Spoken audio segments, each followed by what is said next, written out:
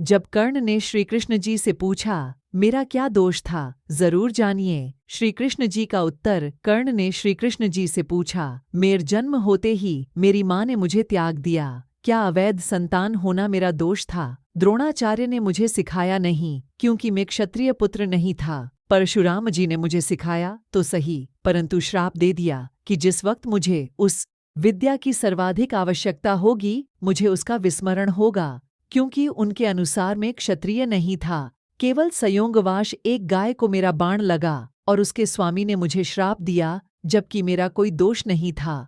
द्रौपदी स्वयंवर में मेरा अपमान किया गया। माता कुंती ने मुझे आखिर में मेरा जन्म रहस्य बताया भी, तो अपने अन्य बेटों को बचाने के लिए। जो भी मुझे प्राप्त हुआ है दुर्योधन से ही हुआ है, तो अगर मैं उसकी तरफ से युद्ध करूं तो मैं गलत कहाँ हूँ? कृष्ण ने उत्तर दिया, कर्ण, मेरा जन्म कारागार में हुआ। जन्म से पहले ही मृत्यु मेरी प्रतीक्षा घात लगाए बैठी थी। जिस रात मेरा जन्म हुआ उसी रात माता पिता से दूर किया गया। तुम्हारा बचपन रथ, घोड़े, धनुष्य और बाण के बीच उनकी ध्वनि सुनते बिता।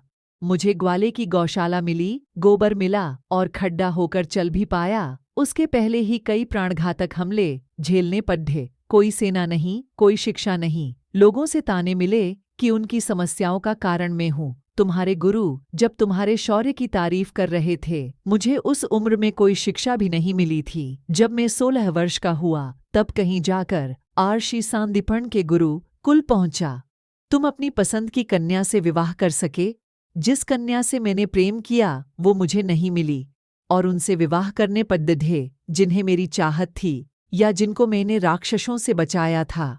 मेरे पूरे समाज को यमुना के किनारे से हटाकर एक दूर समुद्र के किनारे बसाना पड़ा। उन्हें जरासंध से बचाने के लिए रण से पलायन के कारण मुझे भीरू भी कहा गया। अगर दुर्योधन युद्ध जीतता है तो तुम्हें बहुत श्रेय मिलेगा। धर्मराज, यदि जीतता है तो मुझे क्या मिलेगा? मुझे केवल युद्ध और युद्ध से निर्माण हुई समस्याओं के लिए दोष दिया जाएगा। एक बात का स्मरण रहे कर्ण, हर किसी को जिंदगी चुनौतियां देती है, जिंदगी किसी के भी साथ न्याय नहीं करती। दुर्योधन ने अन्याय का सामना किया है तो युधिष्ठिर ने भी अन्याय भुगता है, लेकिन सत्य धर्म क्या है ये तुम जानते हो? कोई बात नहीं, अगर कितना ही अपमान हो, जो हमारा अधिकार है वो हमें ना मिल पाए, महत्व इस बात का है कि तुम उस समय उस संकट का सामना कैसे करते हो। रोना धोना बंद करो। कर्ण, जिंदगी न्याय नहीं करती, इसका मतलब ये नहीं होता कि तुम्हें अधर्म के पथ पर चलने की अनुमति है।